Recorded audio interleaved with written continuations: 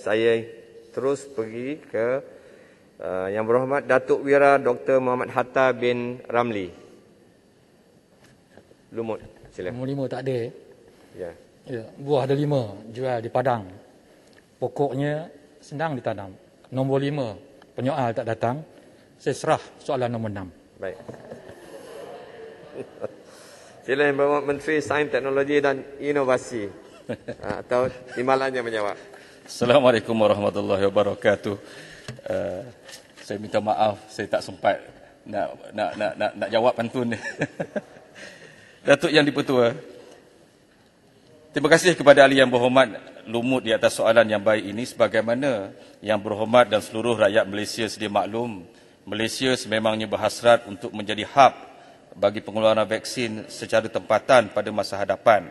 Matlamat ini disokong dengan penubuhan pusat vaksin negara yang dikenali sebagai Institut Genom dan Vaksin Malaysia MGVI yang telah dilancarkan pada 1 November 2021 yang akan menempatkan pakar-pakar yang mempunyai kepakaran yang khusus di dalam penghasilan vaksin, termasuklah vaksin COVID-19. Kini kepakaran di dalam negara sedang dikenal pasti dan disusun bagi memastikan strategi penubuhan MGVI ini dapat dilaksanakan dengan sempurna.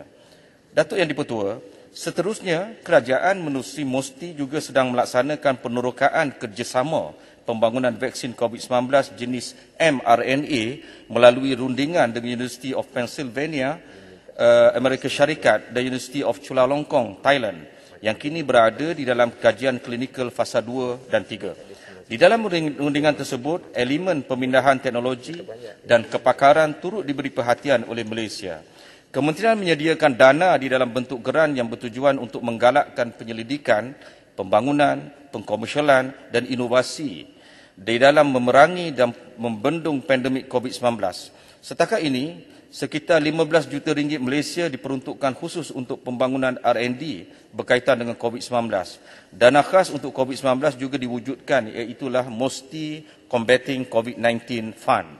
Buat masa ini, kajian vaksin COVID-19 sedang dilaksanakan oleh beberapa institusi, iaitulah Pusat Pendidikan dan Pendidikan Penyakit Berjangkit Tropika, TIDRAC di bawah Universiti Malaya, yang kedua di Universiti Putera Malaysia, yang ketiga di Institut Penyelidikan Perubatan IMR Kementerian Kesihatan Malaysia dan yang keempat Institut Penyelidikan Veterina. Pada masa ini, kedua-dua projek vaksin COVID-19 IMR berada di peringkat makmal, iaitu bukti konsep sebelum kajian praklinikal terhadap haiwan dilaksanakan. Penghasilan vaksin COVID-19 ini akan mengambil masa untuk mencapai tahap keselamatan dan keberkesanan melalui kajian klinikal fasa ketiga serta kelulusan bahagian regulatory farmasi negara MPRA sebelum vaksin tersebut dapat digunakan oleh masyarakat di Malaysia.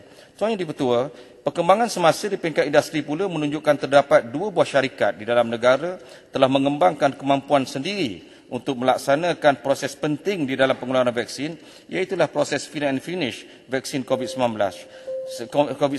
Syarikat tersebut ialah syarikat Pharmaniaga Life Science yang Berhad dengan vaksin CoronaVac ataupun kita kenali sebagai Sinovac, dan yang kedua syarikat Solution Biologics yang Berhad dengan vaksin Convidesia atau yang kita kenali sebagai vaksin CanSino.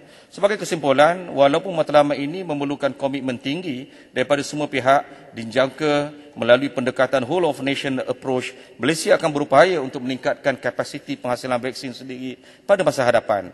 Inilah usaha yang sedang dilaksanakan dan insentif yang disediakan oleh kerajaan Malaysia untuk mencapai hasrat bagi menjadikan negara sebagai hub pengeluaran vaksin sendiri pada masa hadapan. Sekian, terima kasih. Saya Tuan Menteri, saya ada tambahan. Lumut. Terima kasih, Betul. Terima kasih Timbalan Menteri. Saya hanya ingin kementerian mengembangkan maklumat mengenai jumlah yang disebutkan tadi 15 juta untuk R&D-nya, bagaimana pecahannya.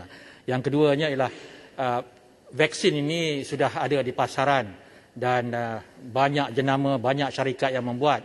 Jadi saya ingin bertanya, apakah cutting edge kita, apa kelebihan dan perbezaan vaksin yang akan kita lakukan supaya dapat menarik minat pasaran dunia selain daripada apa yang disebutkan dalam ucapan Menteri semasa pelancaran plan pembangunan itu, iaitu research menangani variant of concern. Yang itu saya rasa adalah satu yang wajar. Selain daripada itu, apa cutting edge kita. Terima kasih. Terima kasih Lemut. Sila Timbalan Menteri. Satu minit. Ya, berhubung dengan butiran yang telah dibelanjakan berkaitan dengan 16 juta yang berkenaan, saya ada beberapa data di sini yang antara lain termasuklah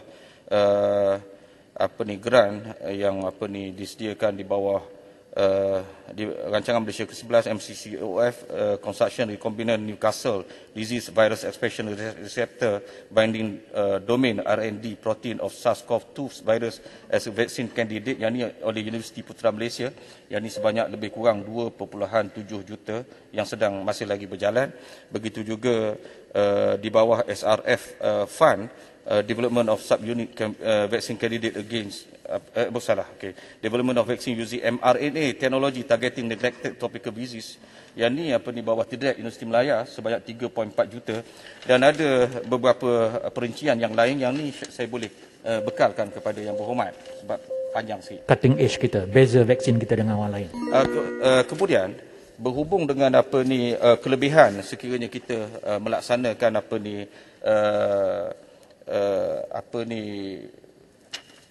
pembangunan vaksin secara tempatan ini adalah pertamanya ia dapat menyelesaikan masalah kita bahawa apabila kita tidak mempunyai vaksin sufficiency, jika berlaku wabak, maka kita berhadapan dengan masalah berkaitan dengan bekalan, kos, harga dan sebagainya. Satu kelebihan yang ada pada kita antara lain adalah tentang sijil JAKIM halal yang kita ada ni adalah satu yang sangat diterima di seluruh negara, di seluruh dunia.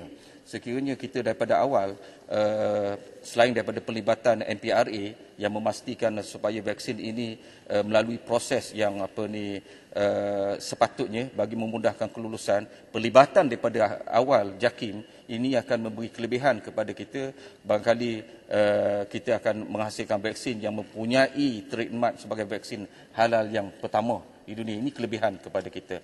Dalam masa yang sama vaksin-vaksin yang sedang dilaksanakan, misalnya di TIDRAC yang tu berkaitan dengan vaksin mRNA, ini adalah mengikut perkembangan semasa varian yang baru dan sebagainya. Begitu juga vaksin adenovirus, tak salah saya, vaksin yang aktif yang dilaksanakan oleh